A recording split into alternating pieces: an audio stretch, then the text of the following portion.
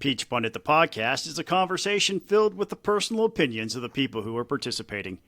Any view or opinion expressed belongs only to the person who expressed it and not with anyone with whom that person is professionally affiliated.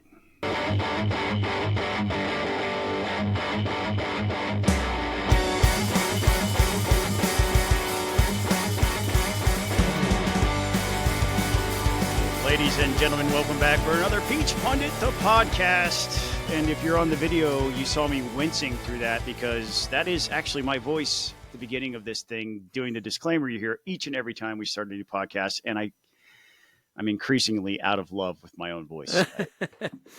Buzz. Well, just use AI to make yourself a new voice. I mean, well, you know, the thing is, AI has learned my voice, and I no longer have to speak anything. I can type a document; it just reads it in my voice. Yeah, and just tell it, "Hey, make this voice sexier," or whatever. You know, more make whatever this you want. Voice less cringy.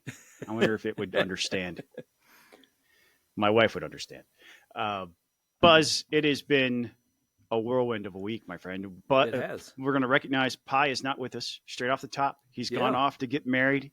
He bared his soul to us about the love of his life, and he's off this weekend to get married, and we wish him the best.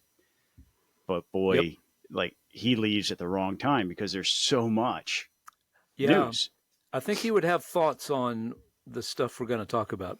Yeah, I mean, we're gonna talk. We're gonna get to the stuff that he would really be passionate about, which is the DC national stuff, towards the end of the podcast. So stay tuned for that. It's going to be a banger episode. I can feel it. I feel a little bit prickly after spending all week at the Capitol. We're recording on a Thursday, and some of the things that we talked about, or that we're going to talk about tonight, are some of the reasons why I'm feeling a bit prickly. So if you came here to listen to Pi and I argue, I'll substitute my absolute disdain for stupidity later on. Well, I don't know. We'll see. I might play the contrarian a bit. Oh, I love it when you play contrarian. It's so good. Before we get there, we're going to pay some bills. We'll be right back. Peach Pundit has an anonymous Patreon who would like to invite you to learn more about the Alzheimer's Association. The Alzheimer's Association leads the way to end Alzheimer's and all other dementia by accelerating global research, driving risk reduction and early detection, and maximizing quality care and support. No one should fight Alzheimer's alone. With your help, no one will. Learn more on their website, alz.org. Attention Georgians, Americans for Prosperity is excited to announce the launch of their new REINS campaign, which aims to implement bold regulatory reforms that will reduce government overreach and promote economic freedom. Join AFP in advocating for policies that empower individuals and businesses to thrive. Learn more and get involved at afpgeorgia.com, and you may be able to help build a more prosperous Georgia as well as our country. These messages are brought to us by our Patreons. For as little as $5 a month, you too can become a Patreon by heading over to patreon.com/peachpundit, signing up for one of our tiers. If you do, there are perks, lots of perks. Sometimes it's a shout out if you sign up at the $5 level. We recognize that every single time we meet up for one of these podcasts. Or you go into one of the higher levels, you might even be able to join us for extra content and watch us live, participate via live chat during our podcast, and every once in a while you get a mention as we interact with you while we record. Thank you to those folks who do reach into their pocket. We really appreciate our Patreon. So Buzz. Yeah, well, before we were on YouTube, I had one guy who said, I miss your faces. And of course, now we're on YouTube. You can see our faces anytime you want. But that was Brett Harrell. He eventually joined and became a Patreon, but he did because we went back to being on YouTube. And Brett, you seriously get some help. You need to see these faces, man. I mean, I thought my voice was cringy. Look at this thing. Okay. Buzz, I'm not a smart man, as proven last week when I didn't get the sign Fire Burns. Tort reform. Mm-hmm. We're not talking about pastries here, are we? No, that might be tart reform. Tart. Which, Tort reform. See, I'm not a smart person. I don't know why anybody listens to me. I think that the tarts are doing okay, I think, but are they? Oh, are they? I like tarts. Tarts are okay. Tarts are okay. I'd rather have a biscuit or a scone, as the British like to say. Yes. The tort reform is seemingly sucking all the air out of the Capitol. Yeah. I was talking with a member of the governor's staff today, and I was pleading with them to get involved on an issue that they should be leading on. And I was point blank told with great clarity, is it tort reform? Okay. Come back when you want to talk about tort reform. Yeah. And it crystallized for me in that moment that this is it. This is the issue of the session. There's a lot of media talking about the things like girls' sports, and I know it creates headlines, and there's questions about how the federal problems are going to come back and impact us here, if there even are problems. The headlines are all over the place. Yeah. This press conference where the governor announced his tort reform package was the largest press conference I've ever seen. Oh, absolutely. We posted a picture of it on our Twitter feed, the Peach Pundit Twitter feed. But go ahead. What did you see? No, I got there. It was about 10 minutes before the governor's supposed to start, and I thought, I'll mosey on over there and see what he has to say. First floor was packed. Well, I guess it's really the second floor. Yeah. You're right outside the governor's ceremonial office. Jam-packed, couldn't get there. Went up to the next floor, the third floor. I couldn't get anywhere close, so I thought, let's go up to the third floor. I could see there were still people lined all around it. I could see, but I couldn't hear them. Was by then there was echoing. The echo was too much, and I couldn't understand what he said. So, I'll have to go and read the summary. So, yeah. So right away, it was a huge show. There, realtors, small business owners, insurance agents, all these different types of people came to the Capitol to stand behind the governor as he announced this. He was joined by Burt Jones and Speaker of the House, John Burns. Mm-hmm. The bill isn't your typical tort reform bill. When we talk about tort reform, we're talking about lawsuit reform. Mm-hmm. And a lot of times when we think tort reform, we think caps on damages, right? We want to try to somehow place some arbitrary limit on what somebody can get as a reward. But this bill didn't do that, did it? No, it did not. I mean, I guess it's really maybe more appropriate to call this like lawsuit reform, or as opposed to lawsuit process reform. Yes, exactly. Yeah, it really didn't even. I don't know how much change it would actually do to the system as it is, because it's not, like I said, we'll go through these changes real quick. Yeah. One of the things is it reevaluates the standard for negligent security liability or premises liability. This is if you open your doors for business and your floor is clean, there are unobstructed walkways, you're doing everything right, and somebody still has a slip and fall, are you liable for that? Right. And so it reevaluates what's the standard for negligence, right? Which is really a process question rather than how much damages somebody can get. Right. Truthful calculation of medical damages in personal injury cases. So we've all seen the ambulance chaser commercials, right? Where they say, I got a $2 million check. Yeah. Without them saying they had to give over half of that to the attorney. Right. This is what's called like phantom damages, where you're trying to determine what the actual medical costs are related to an injury. Right. If you're awarded injury damages, it limits it to what you would actually pay. Right. Right. So it's covering your cost, your medical bills cost dollar for dollar, as opposed to an inflated, made up number, what goes well beyond what it is. Yeah. What else? What stood out to you?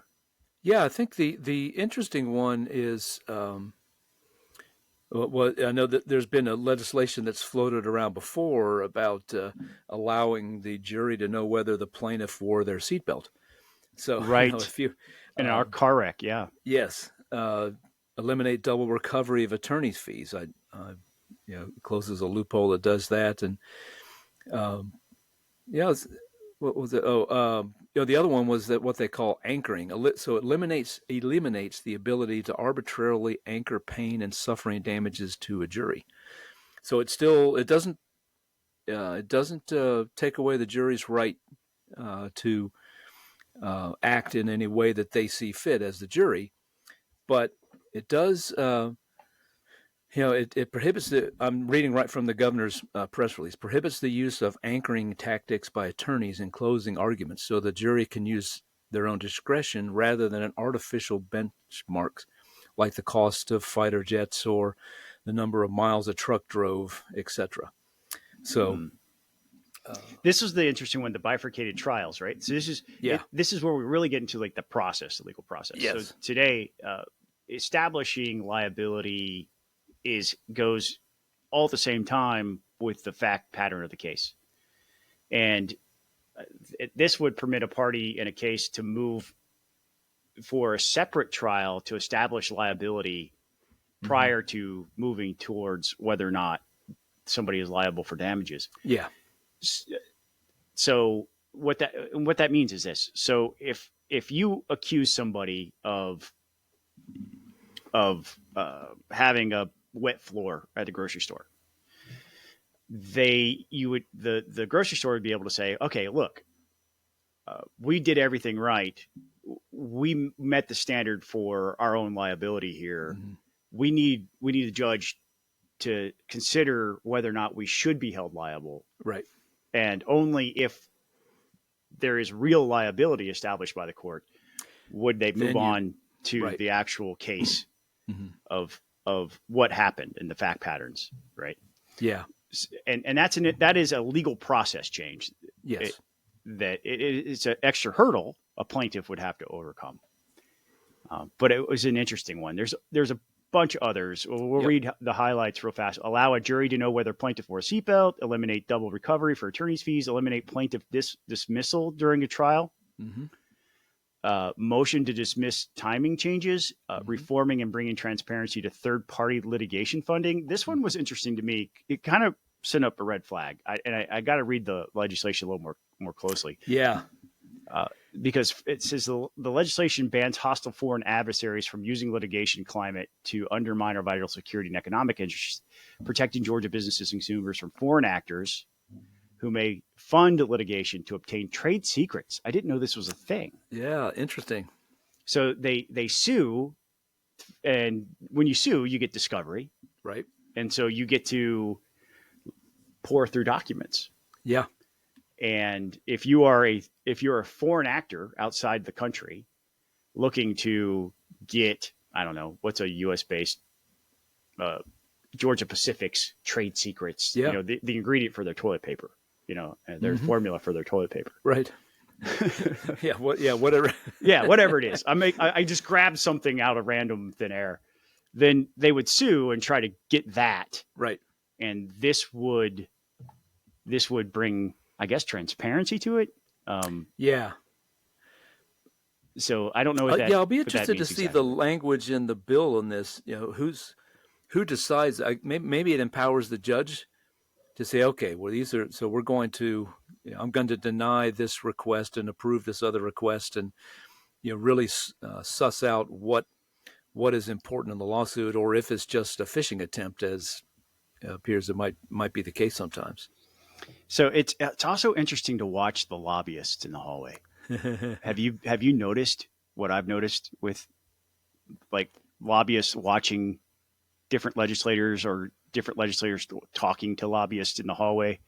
I was talking with one yesterday, and she's like, "Hey, who are those two legislators talking to right there?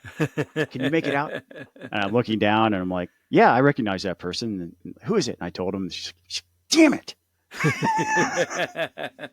Yes, there are lobbyists for and against this. There are probably each section of the bill has lobbyists for and against independently of the bill itself, right? It is the Lobbyist Full Employment Act of 2025. Yeah, lots of lobbyists are banking dough off of this thing. And what was interesting too, Buzz, did you hear it in the echoiness? But he threatened for a second time special session if they don't get this done. Interesting. Like during the press conference, like he said that during the State of the State. Right. You know, when he said it during the State of the State, there was an audible groan in the chamber. Yeah, that's one thing legislators don't like to hear is a special session. So, yeah, you want to piss off a legislator. Yes. And put him on the opposite side of you. Tell him. But he's given them plenty of notice, right? I mean, it's they got weeks and weeks to fix this, so to do something about this. So that's the proposal in a nutshell. We'll link to it to the governor's page that explains it in the post. And I thought interesting too that it's Senator John Kennedy, himself an attorney, is carrying the bill. So that's an interesting. Well, as we know, there are different types of attorneys, right? Sure. The plaintiff's attorneys are the ones, who are really going to be opposed to this. Right. The corporate attorneys, I don't know the specialty that Senator Kennedy practices in. Right. But the corporate type attorneys think this is great. Right. But they often stick together. Yeah. You know, when you're down at the legislature, the attorneys stick together. So, they do, sometimes. And there are plenty of them in the legislature. There are. And they're from all over the state. So it'll be interesting to see how this plays out. We'll continue to watch it. We'll continue to share funny anecdotes as they come up. Yeah. And bring you more update when we have it. But it's out there. And the reason why it leads off is because, honestly, it's hard to get people to stop talking about it right now. If you have another issue that you want to work on, it's really hard to get them off of it. So good luck. Indeed. We'll see. Have fun storming the castle, as the kids used to say.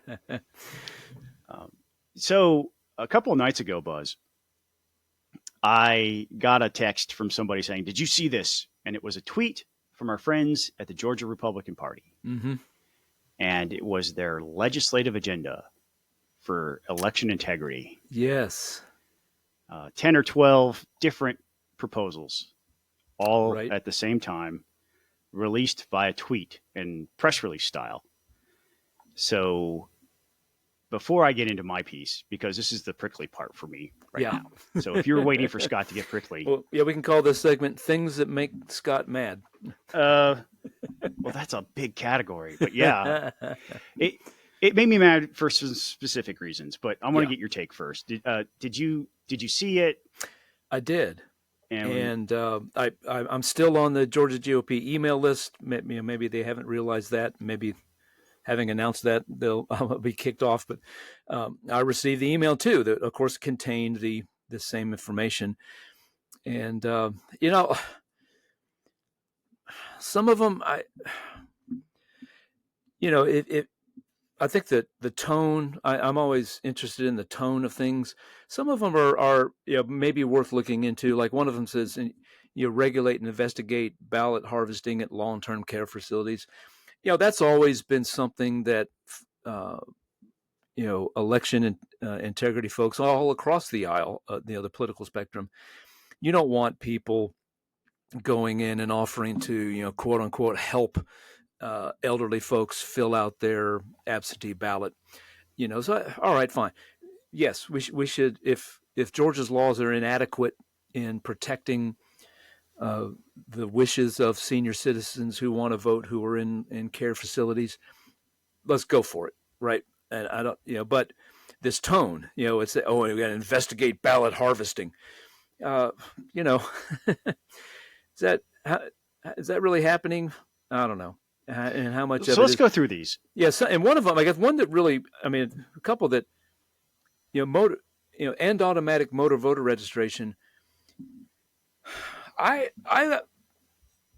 First of all, I don't know that that's happening anymore. For a while, as somebody who just had their driver's license renewed, I'll tell you it is. Okay. I think that's actually a good idea because here's what happens, Scott. The voter rolls get swelled with people who move from one address to another address, and all they've done is sometimes change precincts. And then you got to go get a new driver's license. So when it's updated automatically, guess what it does? It goes back and it creates a very easy process for the elections offices to say, oh, Scott Turner moved from here to there. We're going to remove him off of here and make sure he's on there, so you're only on one list. And that's a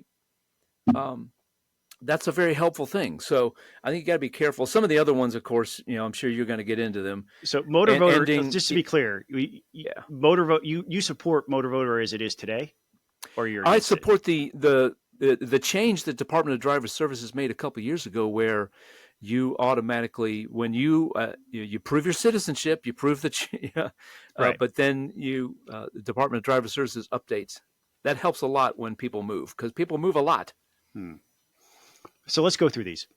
Okay. Voter registration by party and closed partisan primary elections. No thanks. I'm going to reserve just till I get through these. Yep. Codification of rules passed by the state election board in 2024. All right, I'm going to stop. I got to stop here for just a second. A hard no. Not just, well, look, some of them are not bad. Some of them aren't bad.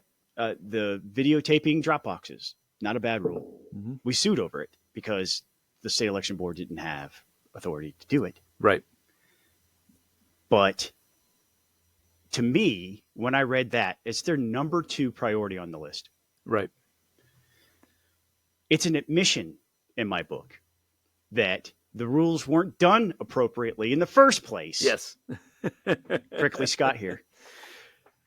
And guys, how many times did we say that prior to the election when this was going on? Guys. That's not the proper venue. Guys, right? I'm so glad you woke up to the fact that the legislature is the appropriate way to change the law. Right. Like, bravo. You want to make these pitches? Do it through legislation. Now, I'll get into how this was all screwed up in the way that you approached pitching these ideas in a minute. I'll get to that. But you want to codify the rules because they didn't have the authority to do it. And you know that. You just admitted that I was right in the lawsuit and you guys intervened in this lawsuit fighting for these rules because you're saying now they should be made law because that's the appropriate way to do it. Welcome back to the party, Republican Party. Like, what are you doing? I'm sorry. You're absolutely right, Scott. It set me off when I read that. And we talked about, how many times did we talk about that in the run up to the election as the debate over these rules were going on, right? Over, we said, how come nobody dropped a bill? It's the basis of the lawsuit. Yes. It's why we sued the state. Yep. It is the reason. Like, you guys went in this paralegal sideways process to try to change the law. And now you're saying, oh, well, let's codify the rules. Mm-hmm. Well, you should have done that in the first place. Yes. If you'd done that last year, I would have saved a ton of money. Yes. I wouldn't have had to sue the state. I wouldn't have gotten death threats. You probably would still be talking to me, Josh McCoon. Seriously, what are we doing here? Why are you still continuing the lawsuit? If this is your position now, all right, whatever. It's all going to be settled in March. We have our oral arguments in front of the state Supreme Court in March. I'm only on number 2 out of 10. Okay. Yeah. Number 3, prohibit of surprise openings of election offices to accept ballots. This is another lawsuit that you guys filed. Yeah. Saying that they didn't have the right to do this. And yet, here you are saying we should codify this. Another admission that one of your lawsuits last year was baseless. Congratulations. I'm only on number 3. Number 4. End automatic voter registration. Buzz has talked about that one. Number 5, mandatory award of 3-time attorney's fees against counties who force appellate action on successful removals of ineligible voters. Why 3 times? Yeah. This seems arbitrary. 3 times? Yeah. That's taxpayer money, man. Yeah. Regulate and investigate ballot harvesting at long-term care facilities. Not necessarily a bad idea. Yeah. Right? And I think we can get behind that. I can get behind that. Regulate and investigate ballot harvesting. I'm sorry, establishment of a statewide election court. Sounds like growing government to me. That's exactly what it sounds like to me. We already have a system in place to deal with this, right? We do. Judges know what to do. Yes. Magistrate court judges, right, are the ones who, it begins with. We have investigators. What they should push for is more investigators at the Secretary of State's office to investigate elections complaints, right? Yes. Yes. But they hate Brad Raffensperger, so that'll never happen. Well, their next item on the list contradicts the first. Appeals directed to the state election board rather than Superior Court for voter roll challenges.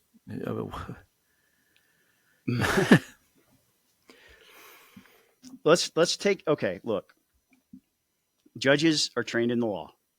Right. Our state election board members we have a former state lawmaker. Mm-hmm. We have a media personality. Yeah. We have an OBGYN. Mm-hmm. We have a political activist. And we have a businessman. Yeah. That is somehow superior to somebody who's trained in the law? And they're appointed too, right? Yes. Judges, every judge in Georgia, right, is elected at some point in time. Yeah.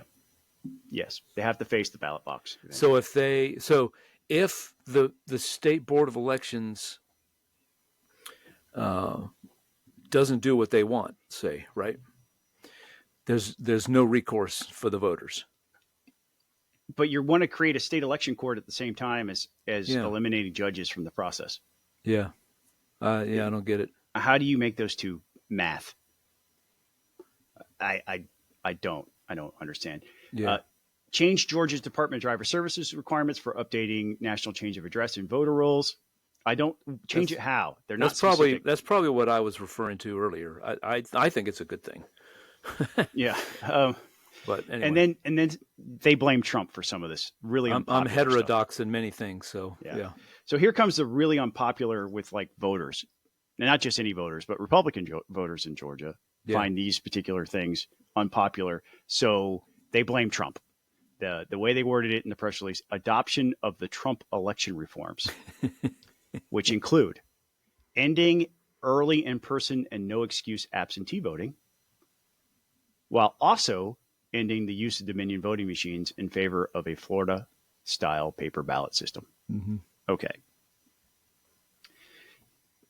Buzz, how long would you have to wait in line on election day if we took away early in-person voting? Hours and hours. Yeah.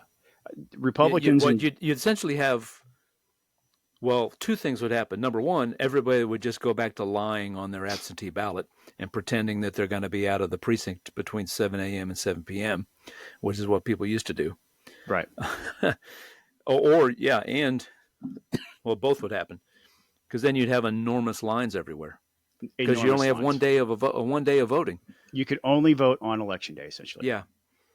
Unless you're a liar. Yeah. Or you, in the rare case that you have a legitimate reason for being outside of the county in which you live on election day. But missing in that, if that's what you want, then why not? The next item would be then it needs to be a national holiday or a state holiday, and where every person gets the day off of work so they can go stand in line, because they're going to be standing in line all day. Yeah, but how many people are going to stand in line for 4, 5, 6 hours? Because that's here's what we were talking about this the other day, Scott, and I thought they think that Democrats won't be willing to stand in line. That's so wrong. And I remember 2012, Obama's first race, right? 2008. 2008, right? The Lawrenceville, one of the early voting spots for Lawrenceville, the lines were 6 hours long, Scott, 6 hours long. Because African Americans wanted to vote for their guy. Absolutely. And they did. And the press came and said, aren't you, there were interviews. How can you, I don't care. I'll stand in line 24 hours to vote for the first African, to have the chance to elect the first African American president. So here's the thing too. So many of the MAGA folks are Trump first Republicans. There's been all kinds of polling on this. If Trump's not on the ballot, they don't vote. A bunch of them don't vote. Right. So you think that, oh, there's a 6-hour line to vote for, and Trump's not on the ballot? Goodbye. All those rhinos are on their own, is what they say. Right. All these America Last people are on their own. So it's just, it's ridiculous. It's a collection of bad reforms, Scott. Not only that, do you want to be the party that eliminates in-person voting when like 85 to 90% of Georgians on the whole love it? Yeah. I think over half of our last election turnout was in some form of early voting, whether it was early in person or absentee by mail. Now, look, right. I mean, it'd be interesting that when I was running for Secretary of State, there were numerous studies that showed that early voting didn't have much impact on turnout, and some studies show that it actually decreased turnout slightly. Because people think, oh, I can vote tomorrow, and next thing you know, it's come and gone. But it is very, very popular, and it's becoming more popular. And I'd be interested to see some recent polling, because it grows in popularity every election. Yeah, more and more people. I think this election was the first time it actually surpassed half of all votes cast were cast early. Right. So. I love, but they included, well, it's not us, it's Trump. It's the Trump election reforms. Don't blame us. Blame the Don. Yeah. You don't want to be the party in power that eliminates early in-person voting. No. And it was Republicans who put this in place. It's a loser. Yeah, they put it in place. And the no excuse absentee. Yes. Yeah. Yes. So here's the thing. I'm at the Capitol the day after the tweet goes out. The press release has been tweeted. Mm-hmm. I go to the Capitol for my daily business at the Capitol. I go and talk to legislators on various issues. Elections just happens to be one of the ones where I get sought out by legislators to ask me what I think. On this particular occasion, I began asking legislators, have you seen the Georgia Republican Party's legislative agenda on elections? Not one.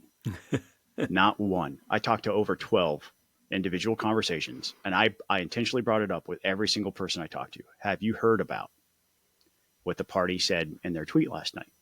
Mm-hmm. Not one was aware that they were doing this. Now, I had a conversation with a party activist who is part of the Election Integrity Task Force this morning, where they indicated, well, a lot of these reforms and proposals are nothing new. The legislators just need to check their email. That's not how you legislate. Let me tell you how you legislate. You got to get in front of people. You got to talk things through. You got to let them tell you what they think their idea is, because they're the elected. What you have here is a bunch of non-starter proposals. Mm-hmm. I would be shocked if ending in-person early voting got a bill dropped, let alone a hearing if a bill gets dropped, because it's so wildly unpopular. Yeah. But what you have created, brilliant minds at the Georgia Republican Party, is a stick and a club for our activist class in the Republican Party to beat up our elected officials when they don't take action on these things. Mm-hmm. And they have no reason to, because you didn't include them in the conversation. Right. There was not a single legislator part of that Election Integrity Task Force at the Republican Party. Mm-hmm. What a massive oversight and a failure of leadership. How could you possibly develop a legislative agenda and not have a conversation with a single legislator about it?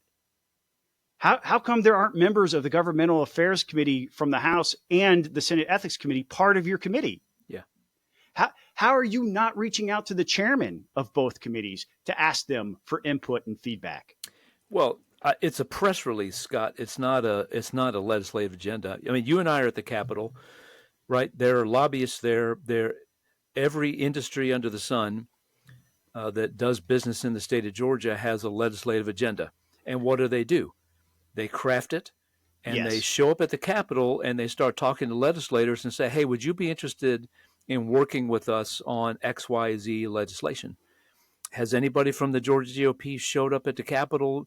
If you're announcing this big thing, this is big rollout, and you don't have the groundwork laid to say, and standing next to me here is Representative or Senator so-and-so who is going to champion this agenda for us at the Capitol.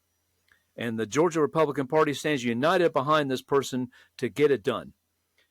That didn't happen, and it hasn't happened. And Scott, are you aware of any? I mean, maybe it's going to happen. Maybe somebody's, getting the bill drafted now that we don't know about. But the one thing I will say, like that I heard rumor. I have not seen legislation, but I have heard rumor of one particular legislator wanting to codify the rules that were passed that we got struck down in court. Mm-hmm. I've heard that rumor for a while. I've yet to see a bill. Yeah, but the headlines that were created as a result of this. Here's one from 11 Alive. GOP pitches hardline Georgia election laws. Not, look, who is the GOP? Let's talk about that for just a second. Who is the GOP? In this case, the headline, because we know, specifically refers to Josh McCoon and the party officials that worked together on this. Sure. But to the mass public, the GOP is not just party officials. Right. It's also their elected representatives and senators in the General Assembly. Right.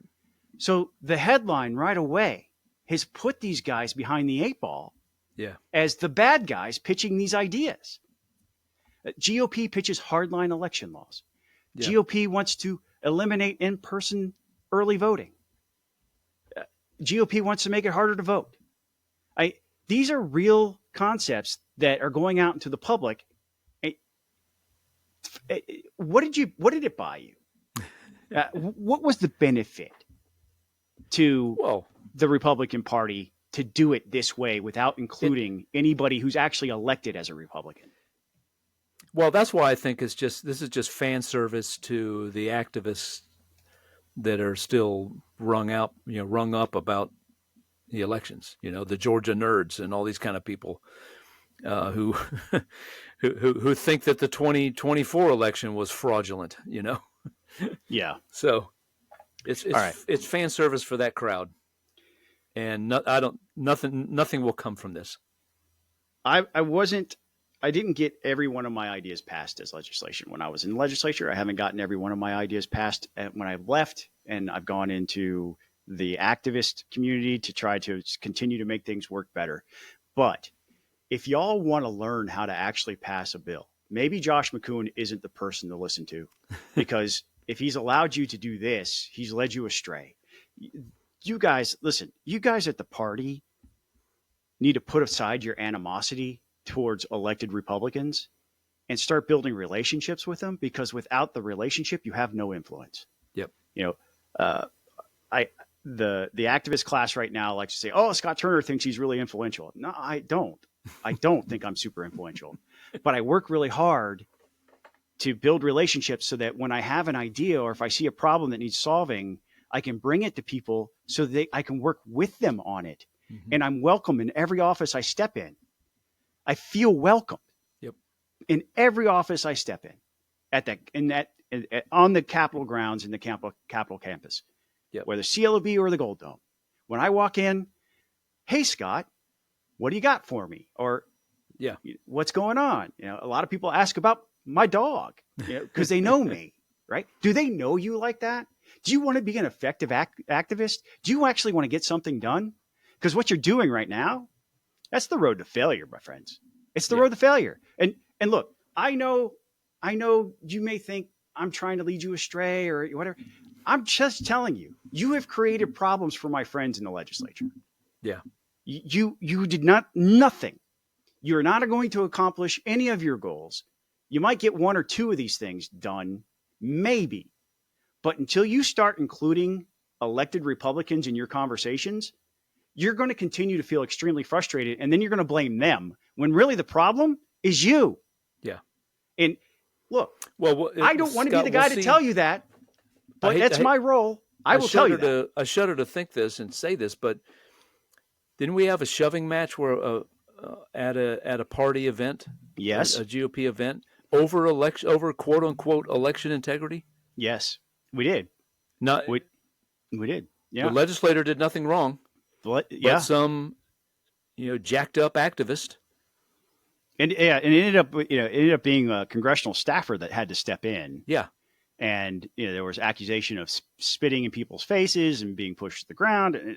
I wasn't there, but I've read about it and I've talked to some people who were there. Yeah. And there are a couple of members of the Georgia House of Representatives who are very athletic, large human beings, and they stepped in to prevent it from escalating. But who wants to be in that? When you sign up to make law, you don't sign up to be a freaking bouncer at a bar. But that gets to your point, Scott, of increased frustration when you don't explain to people the process and you don't tell people how it really works, and you think, well, we can just send out a press release and the legislature will immediately comply and pass all these things because we the people said so. That's not how the real world works. Right. It's hard work to get a bill passed. Right. It's very, very hard work, and by design. That's the way our founding fathers. That's the way the people who framed the Georgia Constitution. That's the kind of government we have, because it should be hard to change the law. It should require broad consensus and long debate and careful consideration. It's not done by an unelected board like the State Board of Elections saying thus shall it be. It is not done by the chairman of the Republican Party sending out a tweet. It's hard and they work. should know better, right? Because look, I know there's at least one lobbyist, professional lobbyist, on that task force. Josh McCoon's a former state lawmaker. He should know how this is done. He should know. That's why I think, Scott, I just think it's fan service. Yeah. There was bubbling, and Josh, Chairman McCoon. Not only that, but you waited almost halfway to crossover day. Yeah, we sent it off. We sent it off to them. Go yell at your legislator. Legislative day 10, 11, 12. That's a perfect time to drop a 10 item package on the legislature. Yeah. Okay. Look, we're going to pay some bills real fast. I'm going to calm down, and in a minute, we're going to move on. Peach Pundit has an anonymous Patreon who would like to invite you to learn more about the Alzheimer's Association. The Alzheimer's Association leads the way to end Alzheimer's and all other dementia by accelerating global research, driving risk reduction and early detection, and maximizing quality care and support. No one should fight Alzheimer's alone. With your help, no one will. Learn more on their website, alz.org. Golden Retriever Rescue of Atlanta, GRRA, is an all-volunteer, tax-deductible charitable organization. They are dedicated to providing veterinary care, comprehensive evaluation, and foster and adoptive homes to golden and Labrador retrievers who are abandoned, mistreated, neglected, or left in shelters throughout Georgia. We encourage you to visit their website grra.com and help connect people and dogs that need each other in their lives. You truly can make this world a better place by helping find homes of gold for these golden-hearted pups. Conservatives Concerned is a network of political and social conservatives who question the alignment of capital punishment with conservative principles and values. Our programs include educating conservatives about the failed death penalty system and mobilizing them to bring about its end. We come to this issue for a variety of reasons. Some believe that small government and the death penalty don't go together, especially when we compare the high costs of capital punishment to life without possibility of release. Some don't trust the state to get it right. We already know that some innocent people have been sentenced to death, and for others, it may already be too late. Some believe that the death penalty contradicts our values about protecting life. Find out more at conservativesconcerned.org. When I left office, I had a major falling out with one of my delegation mates, State Senator Brandon Beach. Since then, I have made it a policy on this podcast to try to avoid talking about Brandon because I made national headlines for how angry I got at him back in 2020. And I am reticent to tackle this next topic because it violates the policy that I have instilled in myself to not talk about Brandon Beach. Well, Just express your opinion on the policy, on the bill, not the man. Yeah, it's hard for me to separate the two, though, if I'm being completely honest, because there's okay, look. You want me to start here? Yeah, I need you to do this because okay. I am with, look, audience, Peach Pundit podcast listeners, I am without objective. I try to be objective as I possibly can. Just a warning here. I am not objective when it comes to these types of policies, especially when it's Senator Beach. But go ahead. Okay. All right. So earlier this past week, I was at the Capitol. I was a little kind of quiet. I was on the second floor. I just kind of walking in to check in and see with some folks. And I see Senator Beach. And I said, "How you doing, sir?" And we chatted, and he was showing me pictures. He was up at the White House signing for the Laken Riley legislation up in D.C. and it had some cool pictures and was telling me all about it.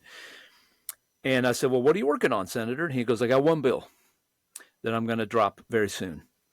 And turned out to be the next day, and it's made national headlines. And he starts laying it out for me, and I didn't say anything at the time because it's his story to tell, but now it's reported in numerous places. So here's what he told me. He's an LSU grad, and he happened to have the opportunity to have dinner with he and his wife with Coach Nick Saban and Miss Terry and another couple. And I mean, that sounds cool, right? To sit down with the greatest college football coach of all time and just shoot the breeze with him. That sounds like a blast. And they talked about all sorts of stuff. And then eventually it came to college football, of course. And the whole NIL thing it's the wild, wild west. It's gone crazy, name, image, and likeness. And Coach, this is what Senator Beach told me, and this is now, we'll link to the article. It's kind of was reported similarly this in by CBS and locally on 92.9 The Game. They were talking about it too. Coach Saban said, one of the best things you can do, Senator Beach, to help guys like Coach Brent Key and Coach Kirby Smart, both of whom coached under Nick Saban at University of Alabama, is to get the state tax off of NIL payments. Because Texas, a state with no income tax, University of Texas and Texas A&M, two powerhouses in the SEC, are hoovering up all the commits. Tennessee, to our north, has no state income tax. University of Tennessee is right there in the middle, in the thick of the NIL battle. Florida, University of Florida, state of Florida has no income tax. University of Florida. So you're at a competitive disadvantage, and the NIL battle is so fierce. There was a kid who signed at LSU, and as he's announcing that he's going to sign at LSU, he's in tears because he really wanted to go to Florida State, but LSU made a better offer on NIL, and so he said, well, I guess I have no choice. I got to go there. Kids make these decisions. But hang on a second. Okay. Florida doesn't have a state income tax. Right. So he can go to Florida State without, yes. So it's not the state income tax that made his decision. His bottom line was still the same going to LSU that has a state income tax. It's NIL. Yeah. And NIL for more. So anyway, Senator Beach dropped this bill. I haven't read all the language, but essentially it says NIL payments are not subject to income tax. Now, I know, and I get the philosophical argument against it. I do. I tend to agree with that. And Senator Beach talked, we talked about other stuff, along these lines and said, well, I've always been a fair tax guy where there's no income tax and taxes are no taxes on any income. And so part of me is thinking, all right, well, this kind of chips away and maybe you can, all right, well, if Carson Beck doesn't have to, or all those guys at University of Georgia don't have to pay income tax on their income, how come I do? We want a fair tax. And look, in fairness to Senator Beach, he said to me, hey, we've got all this cash in the state of Georgia. I love the governor. I appreciate that we're going to lower the income tax, but let's lower it even more. We got the cash to do it, and then it's low for everybody. So I'm not saying that Senator Beach is philosophically opposed, but he's trying to help out. He's trying to address something that is now here's my last point, Scott. First of all, the next morning after he drops the bill, there's articles all over the place. All the sports media is talking about it, right? And I'm riding down to the Capitol and listening to 92.9 The Game, which is the sports talk. That's mostly what I listen to these days is podcasts and sports talk. And they bring on a guy who's he's a high school recruiting expert here in the state of Georgia named Rusty Manziel. And he says, guys, I get the philosophical argument against this. But in the world I live in, every penny you can get to get yourself in a competitive advantage against other schools, you're going to fight for. Now, Kirby Smart is not behind this bill. I know the press is immediately calling it the Kirby Smart bill. To my knowledge, and Senator Beach never implied this to my knowledge, Kirby Smart has nothing to do with this bill. The University of Georgia, Georgia Tech, Kennesaw State, any other college in the state of Georgia, as far as I know, is not behind us. Now, would they like it? Heck yeah, because it gives them a competitive advantage. The state of Missouri passed a bill just like this in lightning speed, Rusty Manziel said, and that confirms something that Senator Beach had told me too. So there you go. There it is, Scott. That's what's happening. That's the motivation behind it. If the state income tax is a determining factor on whether or not a college football team can be competitive, how do you explain the woeful state of my very favorite college football team, the Florida State Seminoles? How do you explain how University of Florida has not thrived in the NIL era? If you live by the portal, you die by the portal. That's unfortunately what's happened to Coach Norvell. But they're spending money on NIL. Sure. Why is Florida middle of the pack? Why is Miami left out of the college playoff? If that's a determining factor for whether or not a team is competitive, why are these Florida teams sucking it up so badly? Right? And it's not like Florida State and Florida and Miami don't have some sort of college football pedigree. These at one time were each in their own era. Oh man, a powerhouse. There were these Florida teams State had and Miami mystique. at the same time, and Florida too. I mean, look, Florida stopped playing Miami out of conference when Miami was in the Big East. Yeah, Florida State played both those guys every year. It was the two biggest games in Florida and in the country. It was bigger than anything the NFL could put. There was no Dolphins game. There was no Tampa Bay Bucks game. There was nothing the NFL could put on like a Florida State game. In the 90s, forget it. It was where you had to be on Saturday afternoon. You had to be in front of your TV or Doak Campbell or in the swamp. You had to be there. You had to be watching it. It was the thing to watch. Oh, yeah. In the NIL era, they're not prospering. So don't give me this garbage that this is a competitive disadvantage against Florida. Please. It's so silly. Have you seen the social media reaction to this bill? Let me read you some of it. I have it right here from the Atlanta Journal-Constitution's post describing the bill. Very first comment. But the working citizens of the state of Georgia get ... nothing. Why would you pride of seeing Georgia Tech beat Georgia and claim the national championship? That's what. Yeah, you guys, you delusions of grandeur. Why would you do this? A person writes. If a quarterback like Carson Beck is making $3 to $8 million, why shouldn't he pay taxes like everyone else? Here's another comment. The state legislature is a joke, stupid agenda, and ignore the real issues. Giveaways to the rich. It's all Republicans do. Another high priority for our MAGA morons instead of something for the citizens of the state. Seriously? But yet we are still charging active military their fair share while they're in service? America, let's get our priorities straight. Active military folks should be tax exempt all the way around, and any fees beyond services paid to the government should be tax-free as well. This is about the stupidest thing I've seen lately. Politicians completely out of touch with the average Georgia resident. Yes, make the first $50 tax-free, a person says. Another one. What kickback are the senators getting for this proposal? Since it's not for the hardworking citizens they work for, there has to be an incentive somewhere for these senators to propose this for a select group. Here's why shouldn't they pay taxes on it? Makes no sense. The cost of being a paid athlete is paying taxes. Why not tax? Look, I can't find a single positive comment. Like, how many have I read? 15? Well, hey, Steak and Sandra are for it, okay, on 92.9 The Game. Steak Shapiro and Sandra Golden, all right. Right. But you know who gets screwed with this? It's every plumber, every electrician, small business owner, teacher, police officer, fireman, doctor, you. Unless you're getting paid to play college sports, you are going to be expected to make up the difference. Hey, you have to pay. Well, while Carson Beck gets tax-free money to buy another Lamborghini and more Carson's tattoos. already getting tax-free money because he's transferred to University of Miami, thanks to Haley. I can't remember, Hannah Cavender, one of the Cavender twins. But he's like the poster child for this. In my mind, of course. I mean, and look, let's Scott. The vast majority of college athletes are not driving around in Lamborghinis or like Shadur Sanders driving around a Bentley. Okay, yeah, there are some. Yes, that's a tiny handful. There are thousands and thousands. I don't know. At University of Georgia, I don't know, 1,500 athletes, something like that.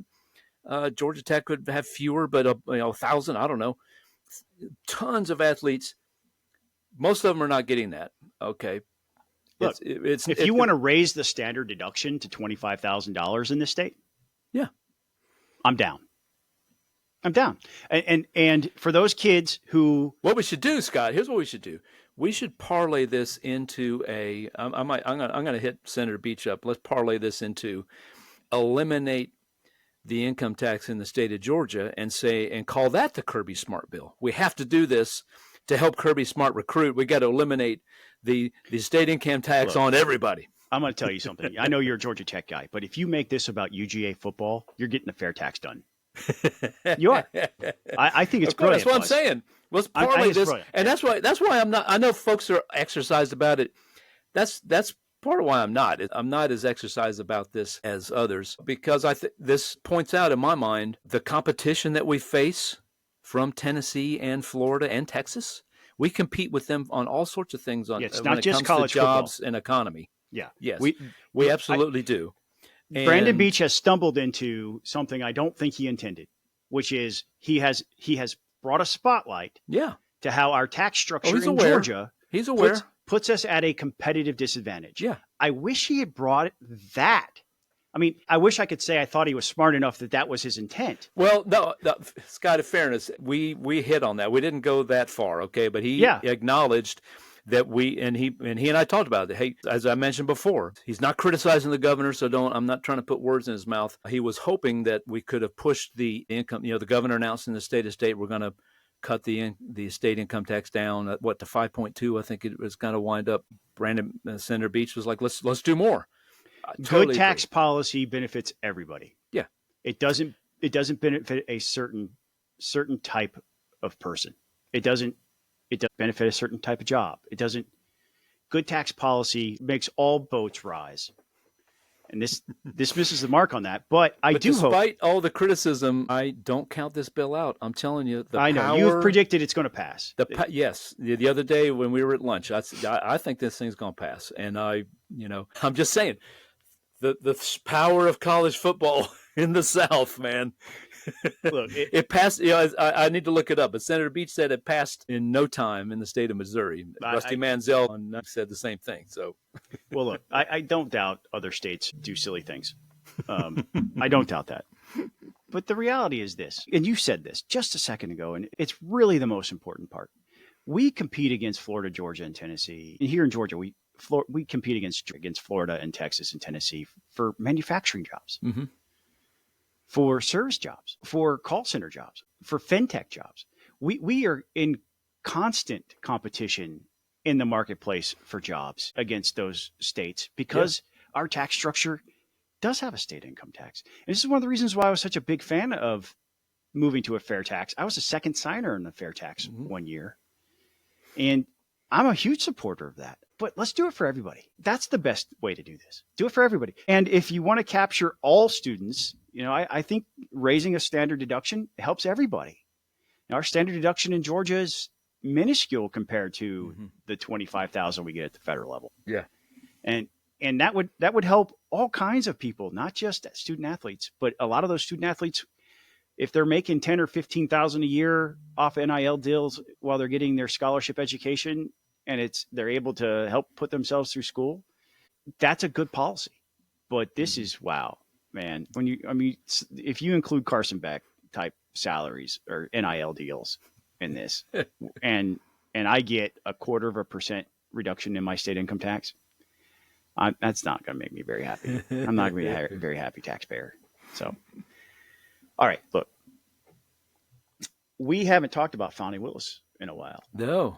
But there was a news story that came out that the Fulton County Commission's about had it with her. Did you see this? I did, yes. Yeah, she's threatening to sue the county commission because she's not getting enough money in her budget, and they're kind of like, tough cookie, lady. What do you know? Well, it's not said out loud, but I gotta think part of what look. First of all, it's not uncommon for DAs and sheriffs and courts, local county that are funded by the county, to be at odds with their county commission and not get everything they want, and that's what's happening here. Also complaining is Chief Judge Cassandra saying that her court is underfunded. But I think DA Willis is the only one threatening to sue. But I gotta think that part of this is two high-profile cases. The YSL trial, the longest trial in the state of Georgia's history. I shudder to think what that cost the taxpayers of Fulton County. And you wound up with basically nothing, a slap on the wrist on a couple of people, and her giving $1 million to her boyfriend to prosecute Donald Trump. That case is dead.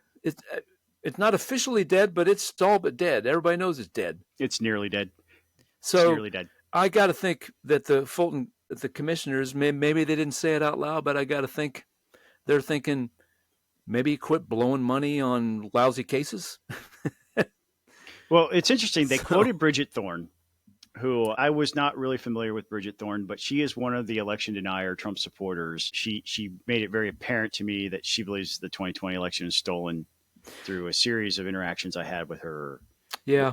On the day we had our oral arguments in front of the Fulton County judge last fall, she didn't come down herself. She sent a young staffer to come talk with me. And I can't say that I have enjoyed my interactions with her, mainly because she has bought wholesale into the stolen election claims of 2020. Yeah.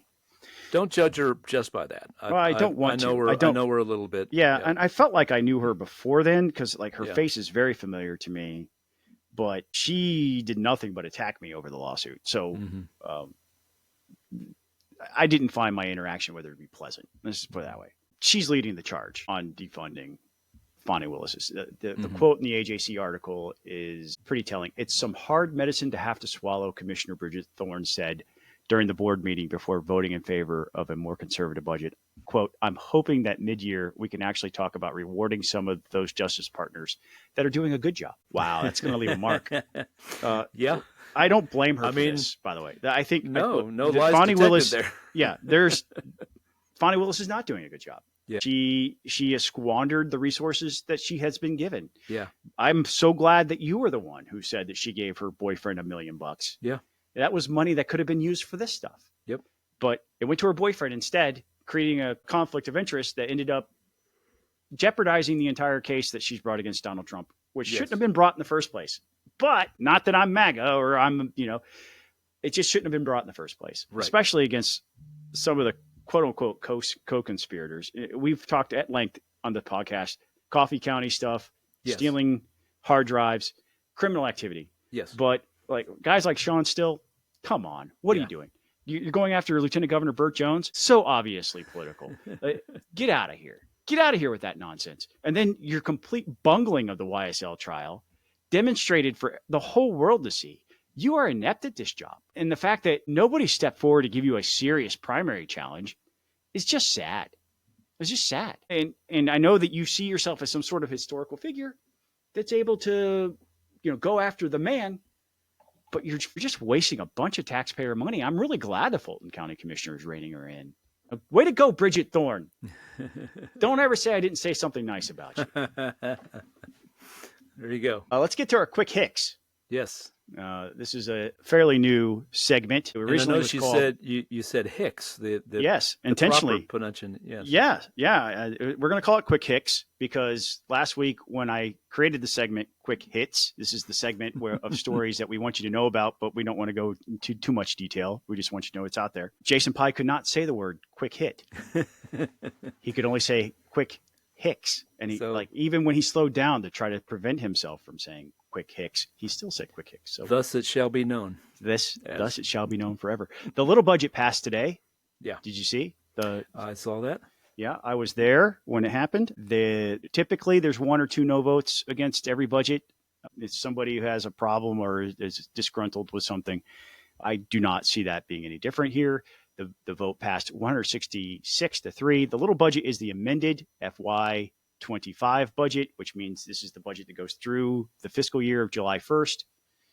It's the mid-year adjustments. Mm-hmm. So not a huge big deal, but it is the first budget act to pass. The big budget will come later.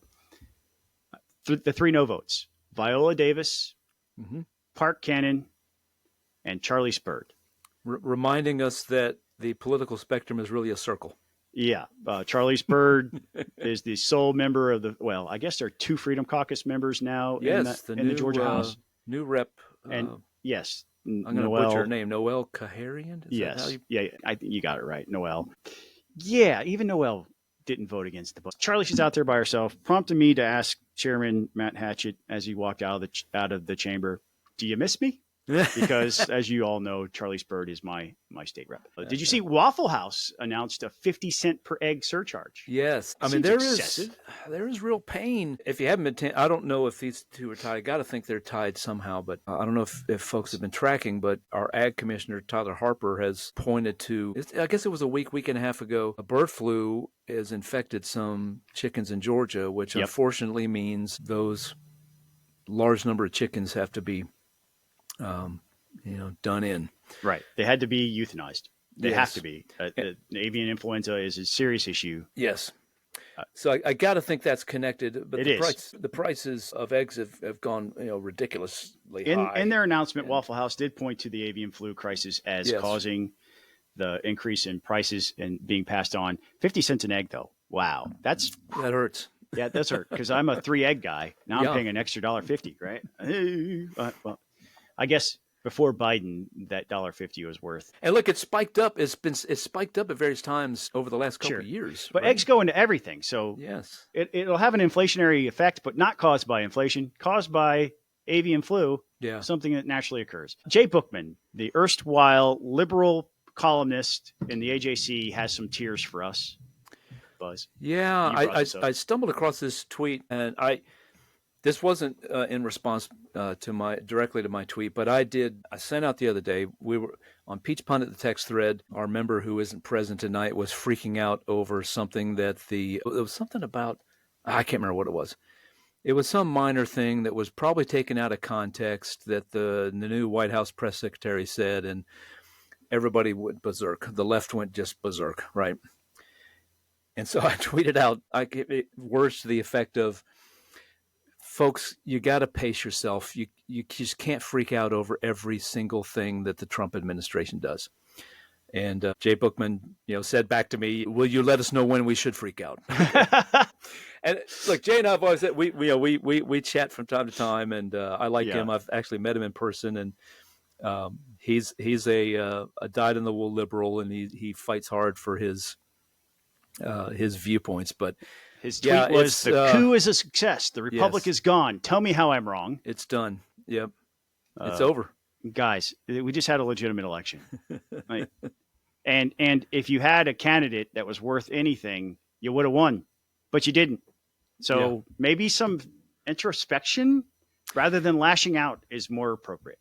Yeah, I think if the Democrats were really serious, and we could talk a long time about they have not changed direction. In fact, if you watched I only caught clips, but I heard some conversation about it. They just elected a new chairman and new leadership at the Democratic. David Hogg, the first vice chair of the Democratic National Committee. That just sums that up. If go if you don't know who David Hogg is, go Google him and you'll figure it out. That shows you that they have not learned a thing since the election. Not a single thing. Dang. So you can be upset, and Scott, you and I have criticized Trump, and when he goes astray from conservative principles, we'll continue. That has always been our deal. When you do stray from conservative orthodoxy, we're going to call you out, and we've done that to President Trump, and we'll continue to do that to President Trump. But the Republic is okay. We're going to be okay. And what we should have learned in these few weeks since he's been president again, you can't, like, if you put yourself in a mental state where you're going to react like that to everything, yeah, you're in for a really long ride, man. Like, yeah. Just relax, take a breath, go for a walk. Chaos is part of his strategy, and that's I don't know. We could talk. There are 5 things that happened this week that he announced that probably won't happen. Right. Which is why we're going to skip letting you talk about DC. Speed cameras apparently are very unpopular after all. If only someone could have known. I don't think it's too early to name Dale Washburn the hero of the 2025 legislative session. Yeah. He has a bill, HB 225, that would eliminate speed zone cameras in Georgia. Over 100 sponsors in the House. Way to go, Dale. Dale's my boy. I'm ready to nominate him for something. We need him. Speaking of bills that will likely pass. Well, I don't know. There are a lot of special interests lined up against that bad boy. But even if you like speed cameras and you think they're really good for safety, which it's debatable whether or not they are, there are problems with the law as it is. Yes. And it needs to be reformed. Yes. Like, even if you want to keep it, please look into reasonable. And Ryan Purvis did this wonderful post for us at Beach Pundit where he listed out all the problems and ways to fix the current law, even if you want to keep them. Yeah. Go look at that. Yep. Well done. So yesterday I'm walking out of the Capitol and had to whip out my phone because in my way was a giant protest trying to get over to the Pete Hackney parking deck from the Gold Dome on that street between the Gold Dome and Liberty Plaza was this giant protest. And I think you saw it too. I did. Yes. Yeah. It grew bigger. The crowd grew bigger as the day went on. Yeah. Yeah. Larger, there were I guess. Probably a couple hundred people there when I left. And I got to watch one person get arrested and the crowd react. And I took some video and posted it on Twitter. Did these people realize there was just an election? It's Scott. It is part of an attempt to form a movement by left-wing groups called the 50-51. And I forgot what the numbers stand for, but 50 states, 50 cities, one day or something or other. So these protests took place all over the place. The one in Athens was supported by the Socialist Party, organized by the Socialist Party. So that gives you an idea where it's coming from. I saw a Palestinian flag. I saw a Mexican flag. Yeah. I saw everything except an American flag. I saw some posters that described who these folks will and will not have sexual relations with. So, yeah, it was an interesting crowd. Walked in this morning, no hint that the protests even took place. So at least they didn't damage anything. And look, some people got upset with me. Some of my Facebook people didn't like my tone, but I said that I snapped the photo and I put it on my Instagram and it appeared on my Facebook too. And I said, these are people exercising their First Amendment right to free speech and their right to freedom of assembly. God bless them. God bless America. They at certain points, it felt like they were trying to block the road. Yeah. Don't do that. Protected free speech. And there were plenty of troopers there. There were. I watched as Jen Jones got escorted to her car. She was parked on the street there. Oh my. Maybe she should use her assigned parking space. And one of the troopers, I was going to head over to the sloppy, and a trooper said, "Here's what you do." And he showed me how to go that way. And I went right through them. I grabbed my phone. I started recording. I have some great footage. In Cobb County, a judge has thrown a county commissioner out of office after it was determined that she shouldn't be there in the first place because the maps changed and she is. This is a very long story. Yeah. But we want you to be aware of it. Has to do with the Cobb County delegation trying to redraw their maps in an illegal way. Yes. Overriding the legislature. Yes. And the Cobb County Commission tried to draw their own maps. And then they implemented those maps. And those maps have been tossed. And now a judge has finally told one of the county commissioners, you don't represent that area. You're out of office. And they refused to hear an appeal. The appellate court refused to hear the appeal. So she's got to go. There will likely there's already a special election because of this map problem. There's a couple of folks in that race. Alicia, she used to work at AFP, is running for Adams. Alicia Adams? Yes. Yeah. Is running for county commission. Good for her. Yeah. That's going to wrap it up. Did you have anything else you want to throw out there? That's enough for today. The people who rock are the people who reach into their pockets every single month. Throw us a little change so that we can keep this thing going. If you'd like to join them, you can head on over to patreon.com/peachpundit. Patreon.com/peachpundit. We thank them are Tony West and our friends at Americans for Prosperity, Ari Schaefer, Benjamin Hurst, Bill Werkheiser, Bo Brannon, Brett Harrell, Colin Martin, Jeff Cobble, Hank Burnham, James Hall, John Vestal, Jordan Reed, Mike Buchert, Reed Powell, Rob Lee, and our friends at Lee6 Media, Ron Daniels, Ryan Graham, Ryan Purvis, Shannon Ferguson, Stuart Wilkinson, and our anonymous contributor. Again, head on over to patreon.com/peachpundit. Sign up for one of our tiers. At the very least, like, subscribe, and recommend to a friend. We don't have the largest. This is funny because we had Blake Tillery last week, and Blake had let us know, I didn't know Peach Pundit was a thing. Like, okay, slap me around harder next time, Blake. Okay. But you do now, don't you, Blake? Because how many people came to you and said, you did great on the podcast, Blake? Our audience is not the biggest audience. It's the right audience. It's the Gold Dome. We know this because every time we post a fresh episode, Buzz and I get pulled aside and told, it's one of three things. You're so right. You are incredibly wrong. And what the hell with pie? It's one of those three. Yes. So, and I can say that safely because Pie's not here and he doesn't listen to the podcast when he's not here. I hope he's not, especially since he's getting married. Yeah. Congrats to him. We'll catch you next time, folks.